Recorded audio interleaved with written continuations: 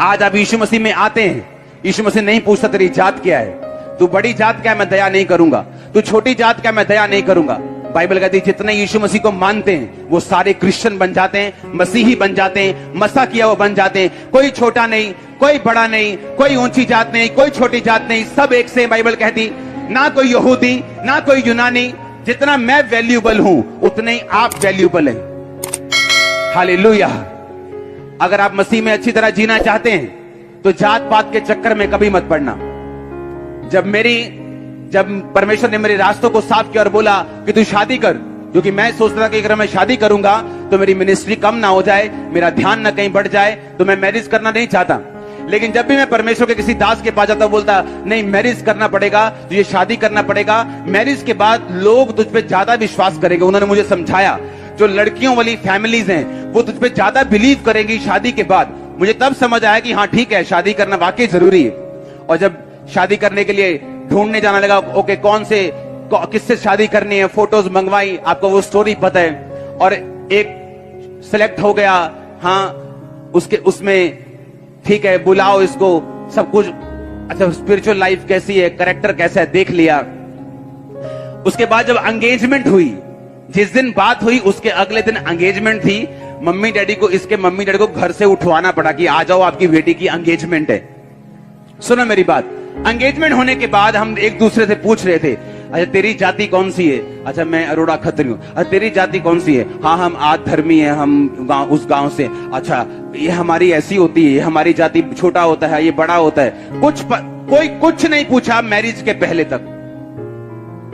आज मैंने देखा है क्रिश्चियन लोगों में बड़े बड़े रिश्ते, सुनो मेरी बात, बड़े बड़े रिश्ते जो खुदा ने भेजे होते हैं मिस कर जाते हैं। पता है क्यों?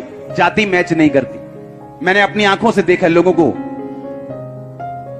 आपको ना तो जाति से नफरत करनी है और ना ही ये सोचना है कि नहीं मैंने तो अलग जात से ही शादी करनी। नो, आपको उससे शादी करनी जो आपके लिए बनाया गया हो।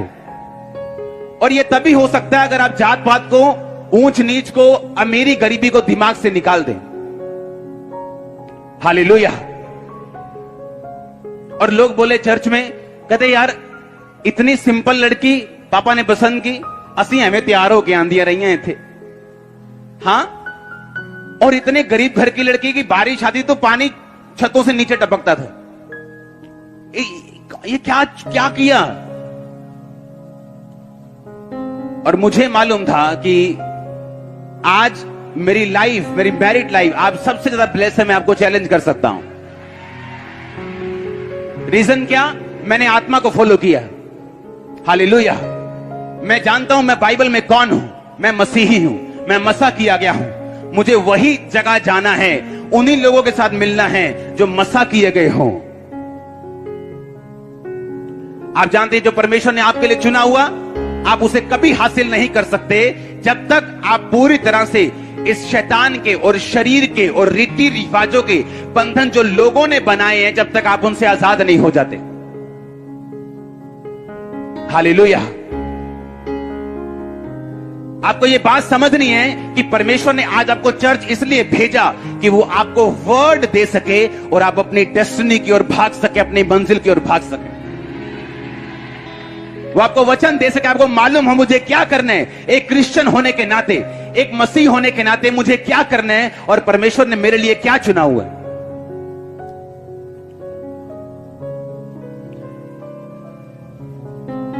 सबसे हैरानी की बात यह है कि दो लड़कियों की पिक्चर मैंने चुनी थी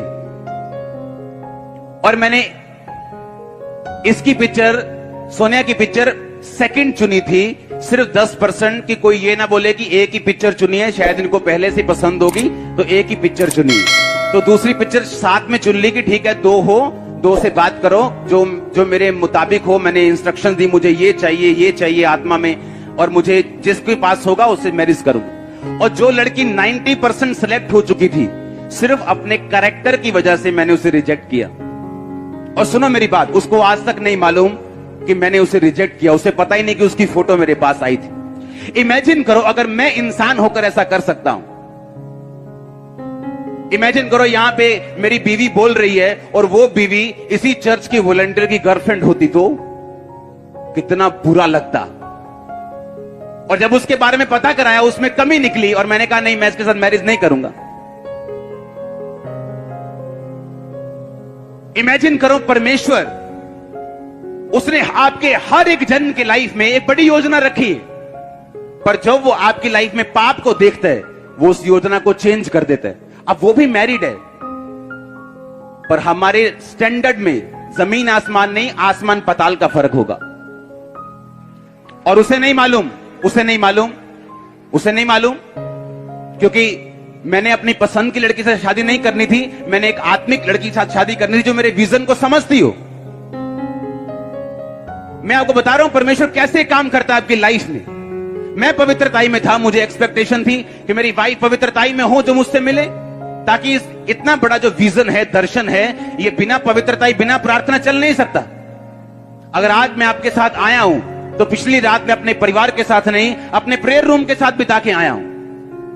आप मेरी बात समझ रहे कि नहीं? तो मुझे ये बात मालूम है, अगर मुझे ये विजन रन करना है, जो एक आम इंसान की बात नहीं, मैं आपको दावा करता हूं, यहां से बड़े से बड़ा पॉप स्टार, पॉप सिंगर ले आओ, इतनी बारिश में ऐसे लोगों को बिठाकर 6 घंटे रख के बताओ मेरे को, कोई नहीं कर सकता ऐसा।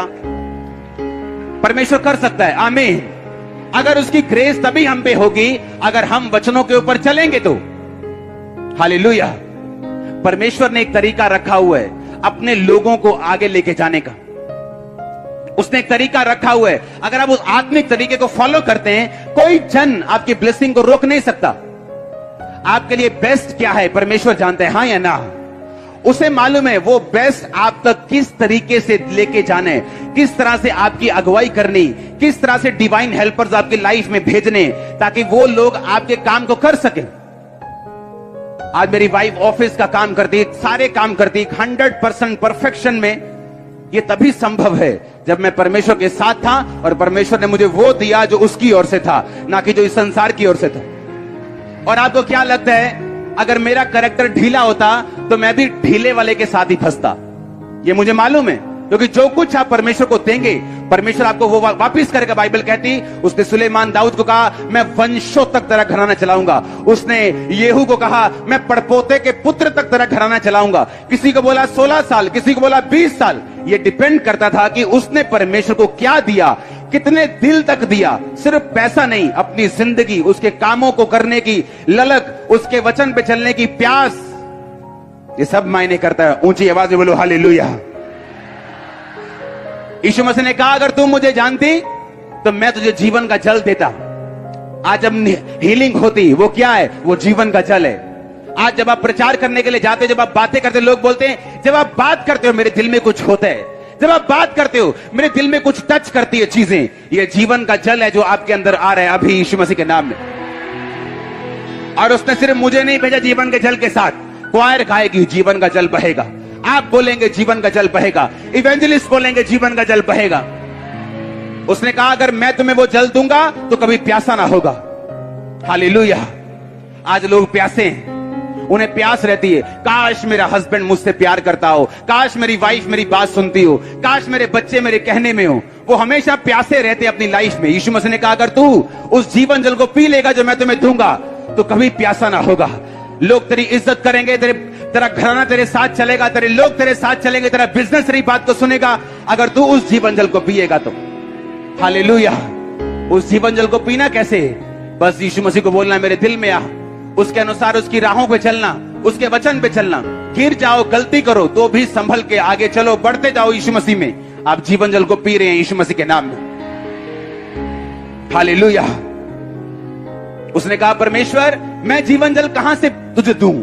हाँ, लेकिन तू तो मुझे दे सकता है, तू मुझे जीवन जल दे दे ताकि मैं इतनी दूर पानी भरने को ना आऊं। अभी भी उस औरत को समझ नहीं आई, अभी भी वो शरीर में थी कि मैं पानी भरने को ना आऊं तो मुझे वो जीवन जल दे दे, वो जादू वाला जो मटका है ना वो दे दे, मैं घर पे पानी भरती रहूंगी, टूटी लगा दे जादू वाली। यीशु मसीह ने कहा, नहीं, वो जीवन जल नहीं। ठीक है, मैं तुम्हें जीवन जलता हूं। यीशु मसीह ने कहा, जा अपने पति को लेके आ। कहती, परमेश्वर, स्त्री ने कहा, 17 आयत में मैं बिना पति की हूं।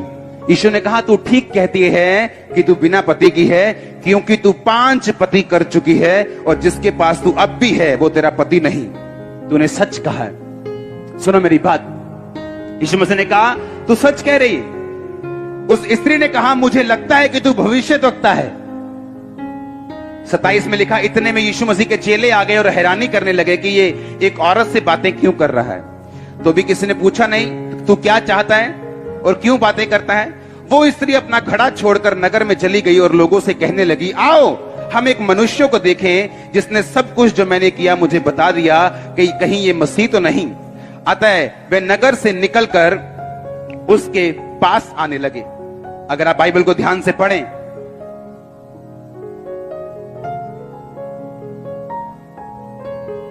तो 39 आयत में लिखा, उस नगर के बहुत से सामरियों ने उस स्त्री के कहने से यीशु पर विश्वास किया, क्योंकि उसने ये गवाही दी कि मैंने जो भी काम किए यीशु मसीह ने मेरी सारी जिंदगी मुझे बता दी।